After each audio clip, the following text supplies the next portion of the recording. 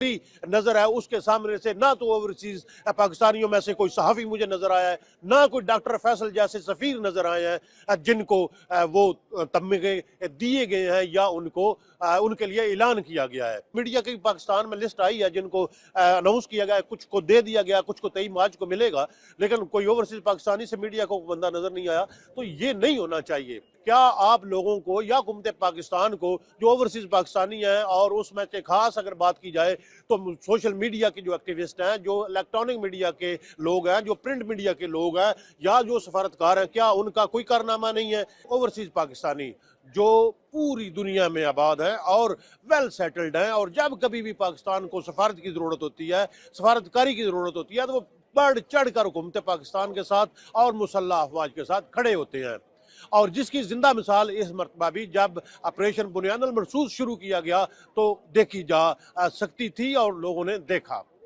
अब जो जरूरी बात करने वाली है वो ये है, और ये जरूरी बात जो है ये हुकूमत पाकिस्तान के हवाले से है। जब भारत ने वो जंग मुसल्लत करने की नाकाम कोशिश की, जैसा कि मैंने पहले कहा, तो उस वक्त पूरी दुनिया में यहाँ यहाँ पाकिस्तानी सफारतखाने थे वो हरकत में आए, और उनमें जो पाकिस्तान के सफ़ीर हैं उन्होंने अपना अपना किरदार अदा किया। अगर मैं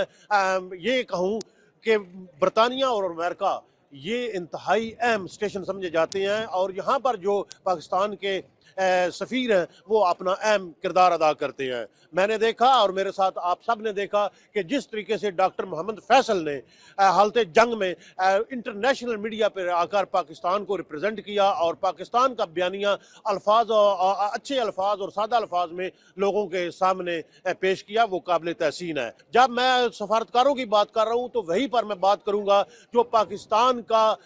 मीडिया है, वो उसने भी बहुत ज्यादा, चाहे वो सोशल मीडिया है, चाहे वो इलेक्ट्रॉनिक मीडिया या प्रिंट मीडिया है, उस वक्त उन्होंने अपना भरपूर किरदार अदा किया, और पाकिस्तान की मुसल्लह अफवाज के साथ मिलकर जो पाकिस्तान का बयानिया था वो पूरी दुनिया के सामने रखा। इस पर वो तमाम लोग काबिल तहसीन है और मैं उनको अप्रिशिएट करता हूँ। जब लोगों को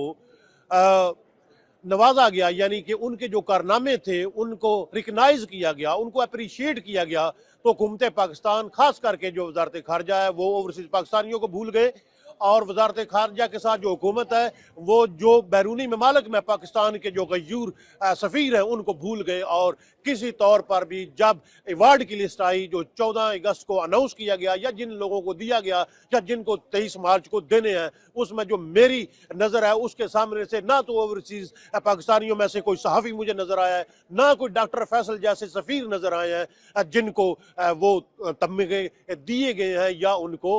उनके लिए ऐलान किया गया है। तो मुझे ये बात समझने से मैं कासर हूं कि ऐसा क्यों होता है। जब लास्ट टाइम यहाँ पर वजीर खारजा और नायब वजीर आजम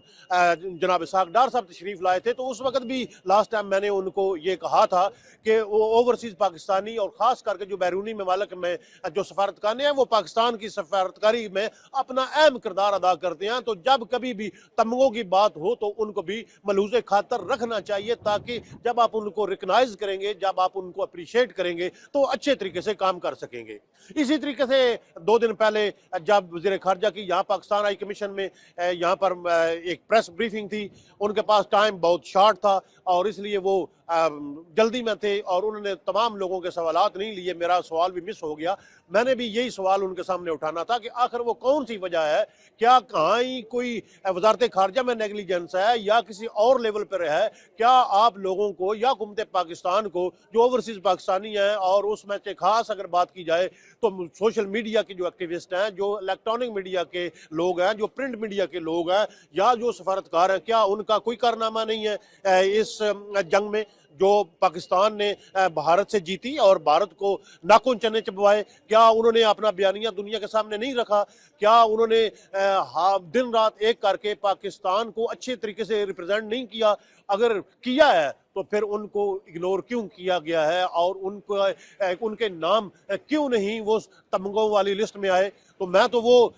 लिस्ट खंगालता रहा हूँ। मुझे बरतानिया से एक वो पीपल्स पार्टी का जियाला है, उसका नाम नजर आया है, वो शायद प्रेसिडेंट हाउस की तरफ से उसको मिला हो, लेकिन हम उसको भी अप्रिशिएट करते हैं, हम उसके खिलाफ नहीं है। लेकिन वजह ये है कि बहुत ये मायूस कुन बात है, ऐसा बिल्कुल भी नहीं होना चाहिए। और मैं मुतालबा करूंगा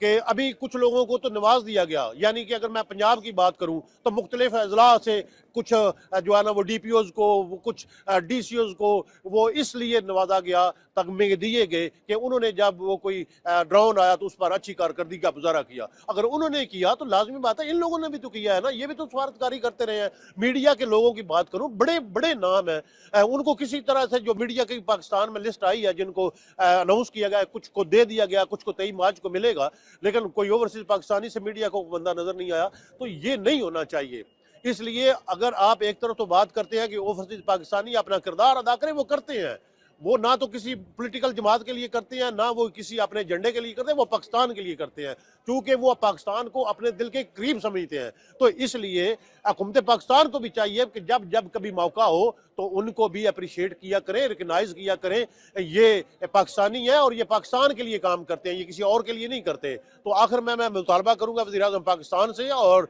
वज़ीर खारजा से कि एक दफ़ा उस लिस्ट को दोबारा देखें और नजरसानी करें, और खास करके मैं फील्ड मार्शल जनाब सैयद आसम मुनीर साहब से भी रिक्वेस्ट करूंगा कि उस लिस्ट को रिवाइज किया जाए, देखा जाए ओवरसीज पाकिस्तानी। मैं ये नहीं कहता कि इसको दें उसको दें, लेकिन कारकर्दगी को देखें, और अगर कारकर्दगी इन लोगों की है, अगर आप समझते हैं तो इनको भी नवाजना चाहिए।